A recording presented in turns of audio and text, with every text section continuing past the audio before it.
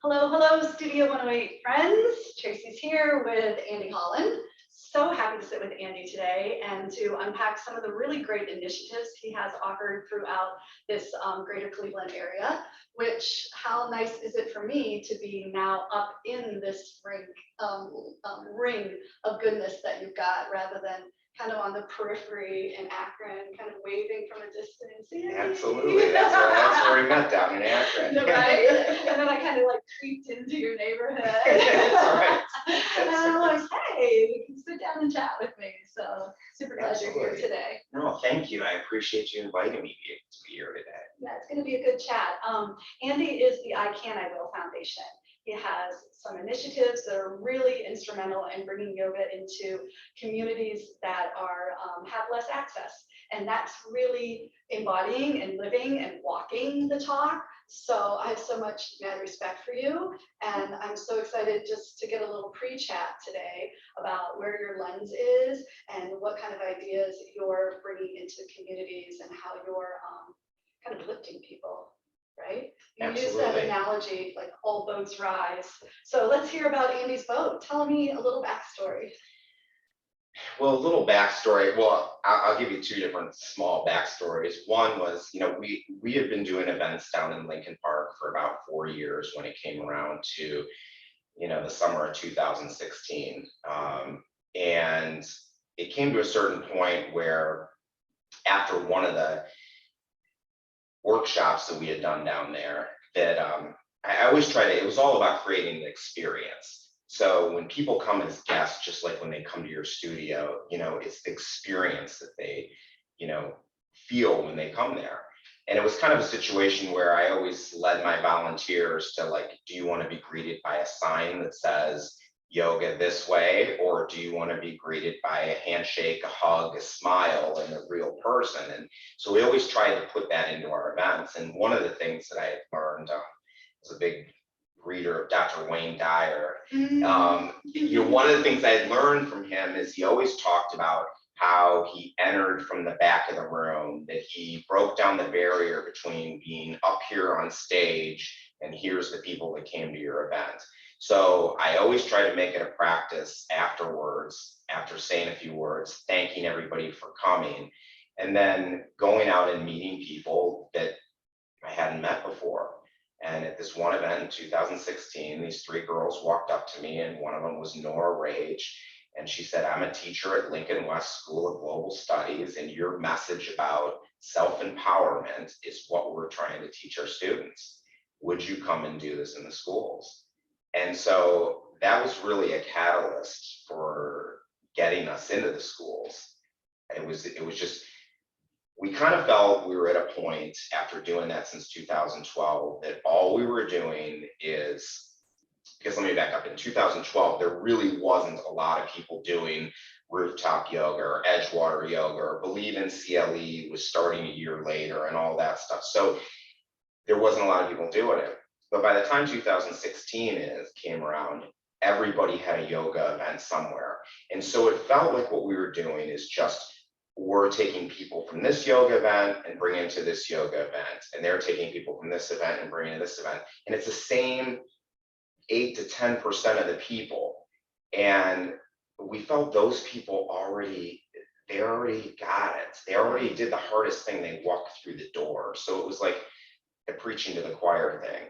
So when the opportunity came up to go into the schools where, kids aren't going home and their parents aren't going to, pay a drop-in fee of $17 at a yoga studio, they're probably spending that $17 on food that has no nutrients for their family, not figuring out how they can quiet their mind. Yet we knew from all the tools that I've used in my life and that we were teaching at these events, that these are impactful for students' daily lives.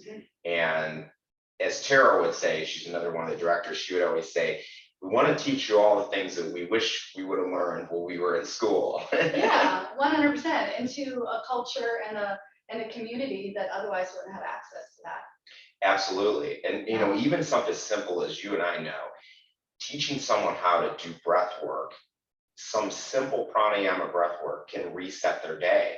And so if you can show a student how that can help you deal with a situation, to calm yourself down and be able to respond rather than just to react to that situation because you learned this little breath technique. Andy, I was 36. I was 36 when I learned this idea that you could have some space and respond rather than react. Like, that's crazy. That's a lot of chaos.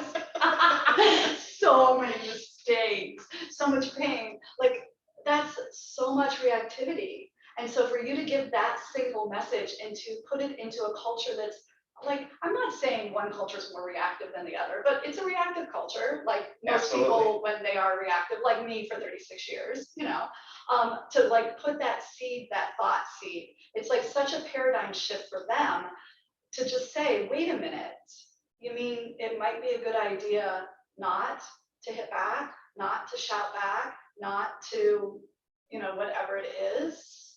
Like, that's such a beautiful gift. Absolutely. Like, that's a really, really powerful dharmic gift that you give through your organization. Oh, thank you. Love that. I think the other piece that went along with it, so I kind of have to explain where this empowerment stuff comes from, because I recently had an opportunity to give that commencement address. And yes. Tell us where it was. And so it was, the commencement address was, you know, at Severance Center. So when I was first asked to do this back in February by email by Dr. Javier, which is the principal of that school, immediately I knew I needed to say yes, because if I didn't, just like Michael Singer and the surrender experiment, that voice inside my head was going to be going, no way are you getting up in front of a whole crowd of people. And then when so it's a good thing I said yes, because I go, I can handle this. It's probably in a gymnasium, you know, a few hundred people. Well, then all of a sudden we found out it's at Severance Center.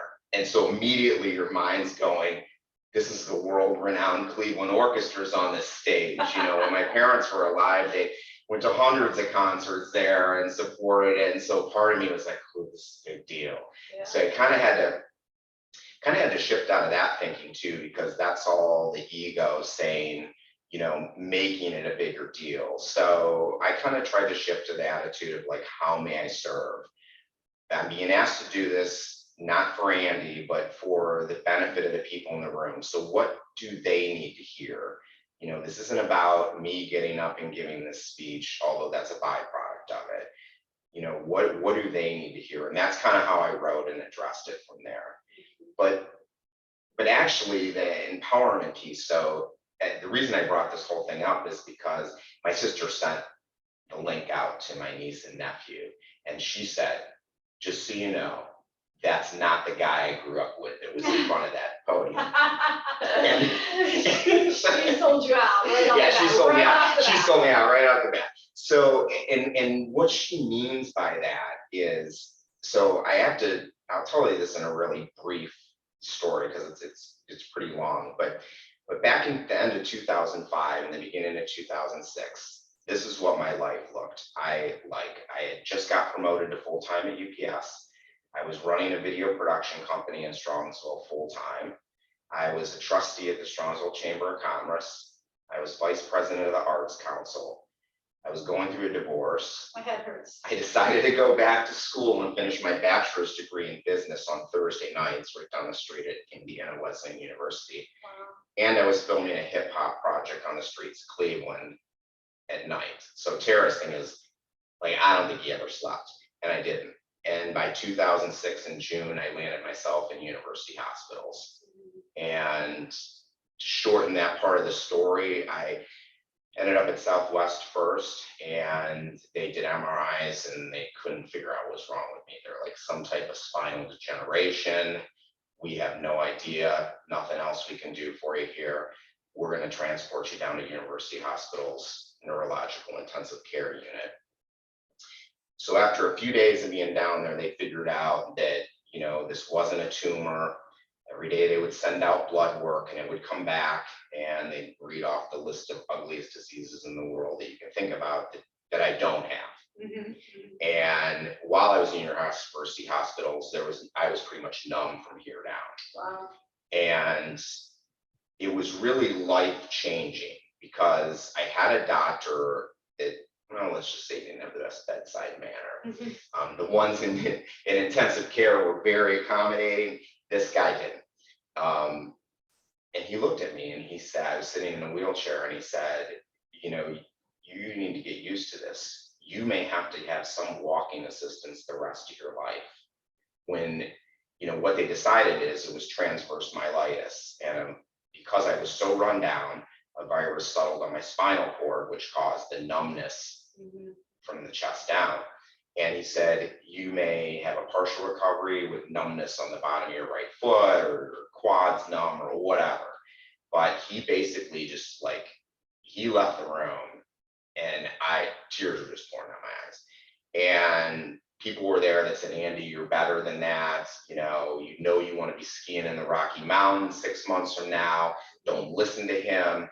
But something happens when you're lying in bed, by yourself in the hospital. You have a lot of time to think, because all of a sudden I went from that huge schedule Right. to nothing. Right. There was no phone sterile. calls. It was sterile. Parents were there Machines during the beeping. day. Yes, people coming in every few hours, taking more blood, trying to figure out what's wrong with you, giving you more drugs. But I could have blamed my soon-to-be ex, UPS, the list of people in my life at that time. But I looked at myself and said, really, I'm the one that got myself here. I'm the one that landed myself in the hospital. So, and I didn't know it at the time because I didn't practice yoga. I didn't meditate. I didn't read Wayne Dyer. Yeah. None of that stuff. That wasn't even in Andy's world. I might have supported a significant other by saying, here, I'll buy you a yoga mat, or I'll take you to class and drop you off. But let's just be realistic about it. That wasn't in the realm at that time in my You life. weren't walking through the door. Yes, exactly. No, I was not walking through the door. Wow. And so I think that's where the empowerment came from, because it's a very long story, and it was repetitious being in and out of the hospital. I walked out with a cane after 8 days. And then I was back in university hospitals with platelets as low as 3,000 at one point during the next 90 days, and all kinds of other treatments that went along with it.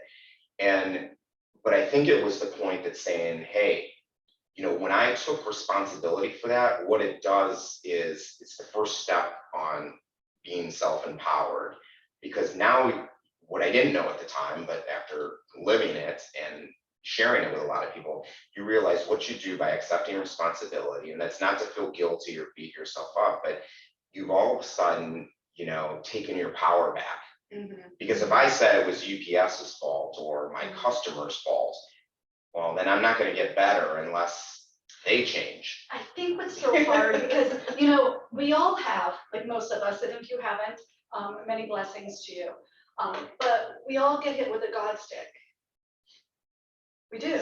And you can know, oh, here's me at the bottom. I was at the bottom for so long, my brother told me I was a bottom feeder. I'm like, I like the bottom. I can sit and look around, just kind of figure it out. But it's you can know in your mind, I have to take responsibility for me. But it's deeper than that. You can't just think your way into that. There has to be that snap that happens, you and your soul have to just click, align, and decide. There's an inner golden moment that you can't put on your calendar. You can just hope that you find. Because otherwise you're just laying there saying to yourself over and over, I take responsibility for myself. It's really aligning deep down inside. Yes, absolutely. And I think, honestly, I think if God or the universe or whatever you want to say hadn't put my ass in bed in the hospital, with I a mean would doctor. With a mean doctor, right?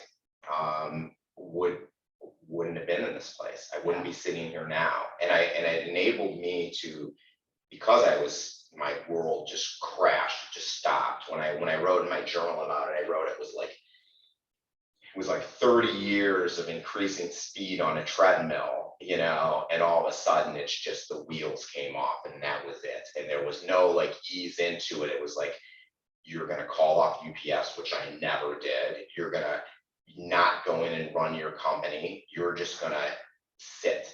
Yeah. And I think that's what it needed to be, because anything else in between would have been like, that's not so bad, I'll push through it.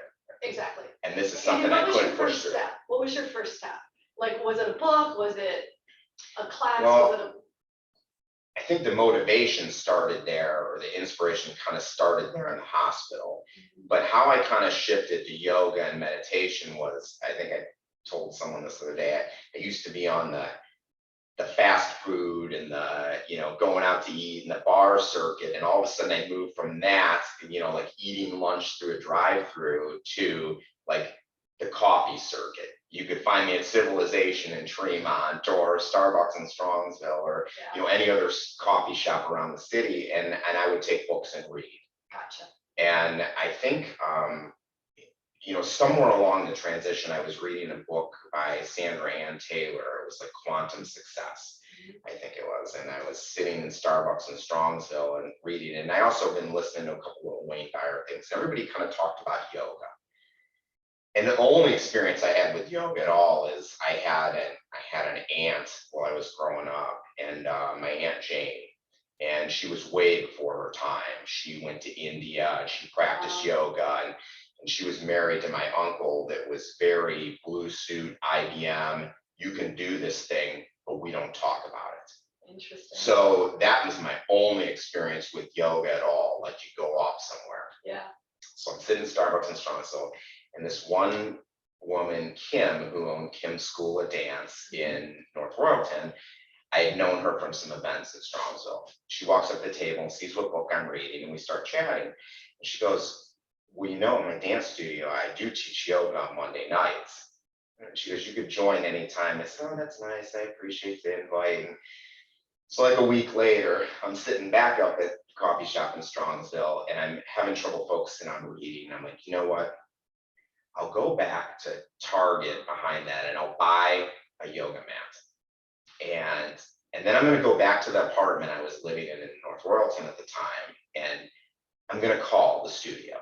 And if she answers, I'll go. If she doesn't answer, I'll just chalk it up to as I'm not supposed to be there. And, you gave the universe and I threw it out there. And of course, I go back and call, and she's like, good afternoon, Kim's School of Dance. I go, this is Andy. And I said, I guess I'm going to, is your yoga class still tonight? You know, I'm sure it was all jittery on the phone. And she's like, yeah, we'd love to have you come. She gives me the time. So I get there, and there's all these little dance students leaving the studio and all the yoga people coming in. And I have a mat. I probably have some sweats on or something like that.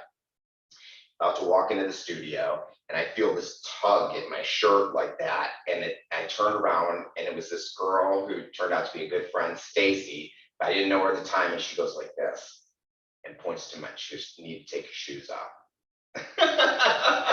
so talk about like not feeling comfortable about going in there. Now I'm like, okay, I already almost broke one of the rules and walked through the door.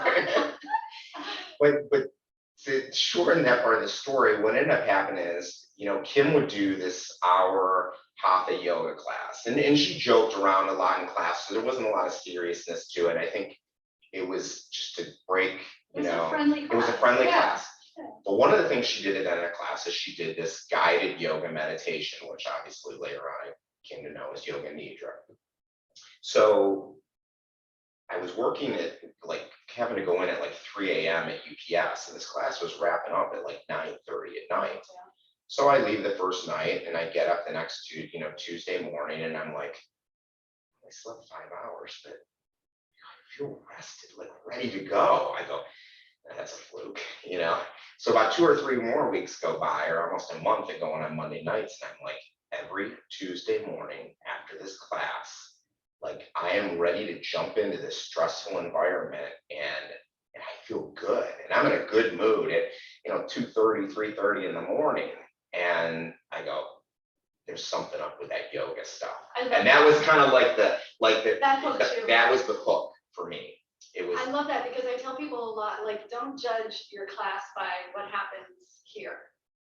Like your hour here, your class here, like don't determine anything about your practice here. Wait until you're out there, wait till tomorrow or the next day. Like, how do you feel after your practice? What did it bring? How did it enhance your life or not so much? Like, what is it doing to make you wake up feeling glad to live your life? Absolutely. Like that's the impact of your practice. Yeah, and you're right. And I think until people, like you said, you can talk about it all you want, but until someone experiences it like in their own body or the impact in their own life, you can talk about the breath work or anything you want to talk about, but until once they've implemented that experience and had a little taste of it, they're like, oh yeah, just can't there's relate. something, yeah. Why we always joke about once you open that door, you can't shut it. It swings open. Yeah, and the truth is, it's like sometimes I don't like yoga. I don't like to practice, or I don't want to do the breath work or the meditation. Like I do it because I know it gives me great results. It's so much preferable to a fistful of pills or a one day at the hospital in that situation. Like it's such a more helpful choice, even if in the moment you're like, whatever, or you're too, whatever, just like stay with your breath, stay out of your judgment. And I've got a bossy little inner mind, so I have to just kind of like tell her to backseat it. This is good for us. That's right. So love it. Love it. And so what year was that? What was your God stick year? So that was June of 2006 that I ended up in the hospital. Okay. So within 6 years, you had completely restructured your life, your business, your path and your purpose had completely restructured. Oh yeah. By the time we got to, I started practicing at the end of 2008-ish, sometime in there, 2008, 2009. By the time I got to, what actually led me getting involved in creating events, where I got invited to the Tell Your Ride Yoga Fest in 2011, or no, 2000, it might have been, it was 2000, it was 2010, I think. Yeah. And I went out there, no idea what to expect. Yeah. A friend of mine, Jenny, and her husband invited me to come stay at Tell Your Ride and go to this yoga festival. Had no idea what I was signing up for. Mind-blowing. And it was mind-blowing. I got in with a couple of classes where I was just like, I connected with the teachers. I signed up for this thing. Jenny goes, you want to go over our schedule? And we go over the schedule, and I go, yeah, we got this easy Sunday in the park. She goes, what do you mean easy Sunday? I go, yeah, we signed up for this Yoga Slackers 3-hour workshop. I go, that's just hanging out, right? She goes, do you have any idea what you signed up for? I go, no, not really. It just sounded like a relaxing thing. She goes, let me show you a YouTube video. And the Yoga Slackers were this group that did yoga on slack lines between trees. And I'm like, oh God. I was just like, hey, we're just gonna, it's gonna be like and I didn't know what a yin class was at the time, so I thought it was just some kind of yin. Hey, we're just laying in the park, for a few hours, balancing on people's backs and all this other stuff. But it really opened up doors, and and that was kind of the catalyst for bringing stuff here to Cleveland. It was it was going out there to those events and going. And it was starting to transition and see that okay, these are all benefits that are happening to me. How can I bring this kind of energy to other people? Because you kind of want to share it. Well, yeah, but I kind of have a feeling that you've got that pattern or that imprint in you to just, how can I bring this to other people? It's really even our conversation earlier, when you point out that these events that you were doing, it was kind of the same 8 to 10% of the people, and it's kind of the same people that have access to yoga studios, that do have as part of their culture and their conversation to be doing these things. And you could see that there's another depth to that conversation and another ring of impact that you can make when you say let's get this to communities that wouldn't have access. Let's start talking about responsive versus reactive to kids that don't see that on their everyday and don't have people, giving them good examples of doing it, or just even ideas that it's possible or exists. So I love that. So you can, you will. You can, you will is your nonprofit Correct. that engages with the public schools in the city of Cleveland. Yes. So be specific about that, like unpack that for us. What do you do? So we created a program that started out based on empowerment, and the program is actually, Sarah Lyon, who's on our board, came up with it. It's called Inspiring Students' Potential. And what we decided, we taught the first round of programs. I taught mine on empowerment. Tara came in and taught hers on the science between the mind and body, and Sarah came in with her theatrical background and her mindfulness background and taught mindfulness through theater. Well, once we did that, we realized that, hey, with all these people that we met from Yoga Rocks the Park, Yogi Nation, CLE Fit, and all those things, we were in all these different studios. We met all kinds of people that are professionals in the community. So we came up with this thing of community partners. So to expand what we were teaching, we started bringing in community partners to teach. So because I have no experience in Tai Chi, my gardening experience is limited, and so what we did is we looked for people in all those areas to bring that into the schools. So Wow. we could expand the program in and give these people, give the students things that they would not have access The whole to. buffet. Oh yeah, we've had even things we didn't know we were going to bring in, because usually what we do, we get to the school, everybody assembles in the cafeteria, and we have this whole line of teachers, and we're doing the whole school at once. So there's 16 Wow. teachers. So we're going down the line, listing off what we're doing. After I say a few words, someone will go, I'm here teaching yoga for the sophomores. I'm teaching Tai Chi for this. Well, it gets down to this one guy, Jamie, that we call him the Jamie. And he goes, he was on the roster for teaching guys yoga, and he's taught for us for a number of years. And he sits there and he goes, we're not doing that yoga thing today. He goes, guys, we're going to be down in the auditorium. We're going to be boxing. Talk about a live event and changing the script. I'm like, okay, I guess we're having boxing today. And, so it was just kind of things like that got introduced. And they had a couple other male teachers, and the kids loved it. They had pads and stuff, and they were, going through it. And even the girls joined in. So it was kind of like things like that just kind of manifested, along the way. We had other people say, hey, I'm teaching this yoga class. Do you mind if I burn some sage? Well, normally you're not burning sage in schools, but it was like, hey, they were open to it. And they were like, wow, this is relaxing. Yeah. So it's like people just kind of introduce stuff as they go along. And we get someone that was connected to gardening.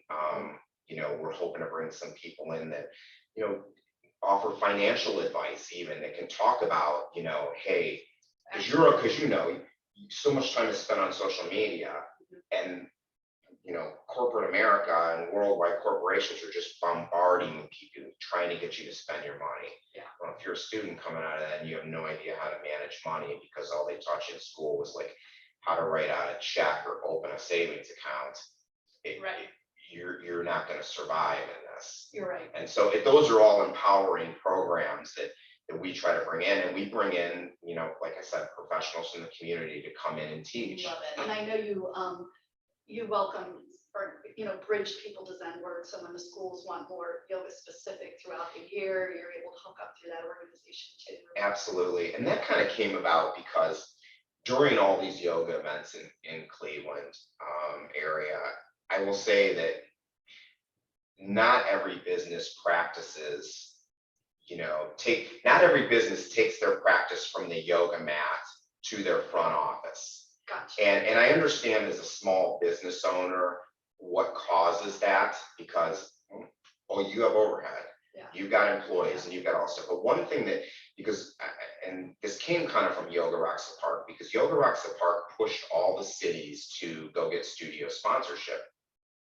And from the beginning, Emily and I refused to do that in Cleveland, because I said studios that have the budget will take over the event, and ones that don't or have one location will not be able to be part of it. So I said, we will not have any studio sponsorship. Everybody will be together and everybody's on the same playing field. So we kind of took that attitude of we're all one together into what we did with our nonprofits. We don't look at it as competition with another nonprofit. We look at it as like like we were talking about earlier about, Yeah. whatever the saying is about, the tide raises all boats at once or something like that. For sure. But it does. It's like you take people's strengths, and their strength is, yoga programs in the schools, I and you think bring them in. it's too, like, there's a thought shift that has to happen in our world, period, like the whole world, Absolutely. away from some of this greed and competition, which is human as well, but towards more all-inclusive, cooperative uplifting. It Like, does. I feel like there could even be a tipping point where that either happens or we're in really, really deep trouble. So when I see little examples, and I don't mean little as in meaningless, I just mean as in very neighborhood-based examples, this is how it changes. Like, this is how things shift. This is how new ideas actually grow, is from grassroots efforts, from local people helping local people, cooperating with local people to help local people. And so, like, you're my hero. Really well done in terms of keeping your ideals in mind and anchoring to that, and understanding too. One idea that Andy and I were tossing around before we started recording was tithing. And like, tithing is a Hebrew word that means a tenth. And so your tithing would be giving 10% to, in its historical tradition, to the church. But I have a teacher that I follow who was recently saying, do you want to be wealthy? Do you want to have prosperity? First step, tithing. First step is serving, giving. That's what generates the flow of stuff coming back. Like, energy flows, and there's a give and a take, and there's like this kind of reciprocity that's organic to the way it works. And when we, as yoga studios, as yoga practitioners, like as a group or as an individual, when we are like all dolled up in our very lovely yoga attire and really enjoying our high technology yoga mat. Like, I know my mat hasn't come from Target in a lot of years, Andy. No, I bet you haven't had a Target mat. No, I haven't had a Target mat years, since the right? beginning. No. Right? And so it's like, when we are able to care for ourselves at that kind of capacity, then it's time. It's time to tithe. And it can really be a lovely way to lift us up into a next level. And so, Absolutely. how can we support you? How can we support you, Can You Will? How can we support you in supporting so many things that you support? And it doesn't always have to be. It doesn't always have to be money. Yes. It can be, volunteering time. It can be, it can be someone as simple as saying, "Hey, I'm going to help you grow your social media." Great point. I have a little bit of time each week, and I could help introduce you to people in my community. Great. That type of thing. 100%. Or just the awareness that he exists. Absolutely. Sharing the YouTube video, like, get the awareness out so that more people who are interested in engaging can spend 10% of their life energy tithing to a good cause. And if it's not this good cause, pick another one. Absolutely. Yeah. It What's your comes website? down to working together. It's youcanuwill.org. youcanuwill.org. It'll be at the bottom of the video, of course. Yeah, and we're on all the social media, all that stuff. All the little click buttons for social media are on the top right. Yeah, absolutely. Yeah. And it's just really, it's awareness. It's making people aware of it. I don't want to end the conversation. How about a Well, encore? Do you have one more story? Just tell a story. Favorite story. I will say something. You mentioned something earlier about, we talked about the yoga practice on the mat. And I think part of the transition for people too is, you go in and you start practicing, and you're on your mat every week, and you're doing this. And but I think one thing that happens, or that at least happened to me, it's like, well, how can you take that practice off of the mat? And so for me, the example was when I was out in Telluride, I got Clay, who's a climber, was talking to Emily, who's a friend of mine, and said, "Hey, we can do this thing called the Via Ferrata at Telluride." And he has this picture, and he's like hanging on the side of this cliff, like 900 feet up. And anybody that knows me growing up knows, I didn't ride a roller coaster growing up. I was scared of heights. You're a feet on the ground kind of guy. With a feet on the ground kind of guy. So we're all out to dinner, and Emily's like super intrigued by this, and She wants to do she wants to do it. She'll even skip the last day of the yoga fest to go climbing with Clay and Jenny, and I'm very silent at the dinner table. Because part of me's going, oh, but Emily's so sweet and she's a great friend. I don't want to not do this with her. And so I'm like in my mind, I'm struggling with this stuff. So conversation comes, I go, yeah, I'll go too. And Clay looks at me, he goes, Andy, how are you going to go? He goes, 2 years ago, when we drove the truck up to Bridal Veil Falls, you didn't want to ride in the back of the pickup truck because it was a sheer cliff on the side. You walked down the road. And he goes, Andy, I don't know whether you can get out there. You can't turn back once you're out there. You're harnessed in, and it's a steel cable that runs along there. So unless you unclip both your harnesses, you're not going to go anywhere. But it's still the height thing. So I go, I'll do it. I'll do it. And he goes, how are you going to do it? I go, I'll figure out a way. So we did this whole thing. It was amazing. I wasn't bothered once. He's like, how did you do it? I said, I took my yoga practice. I said, one breath, one step at a time. And I stayed in that present moment, and I followed what I was supposed to do by the climbing instructions. And I did it, and it was amazing. And that was my first experience at taking my practice off the mat into the real world and using it, because it doesn't do anyone any good at yoga if you leave your practice on the mat. 100%. It doesn't do you any good. No. So then you can't do anyone else any good. Absolutely. And the ripple stops, and the ripple needs to ride now more than ever. Unless you can fill your own cup up, you're not going to have anything to give anybody else. That's so beautiful. If I ever go to Telluride with you, I will do it. It was well worth it. Because your story has kind of like inspired me. Not that I'll go without you, Andy. So this is very conditional. I appreciate it. I love it. Thank you so much. Well, absolutely. I appreciate you having me on. This is exciting, and it's really fun, and I feel so when you came into practice, I felt so like welcome to the community. You're just an icon in the community and such a connector and such a leader. And your voice, your presence just captures me every time. So keep doing what you're doing, and thank you for letting me have your time today. Thank you. Was that great, you guys? I appreciate it. I appreciate the time. Thank you, everyone. I'm going to link a few things below, because we all should hear Andy's commencement speech, and we all should check out his website. So take a look below and follow through with that. If you got a quick minute, like, comment, share, all those fun things. Keep it going. Namaste. I appreciate it. Namaste. Awesome.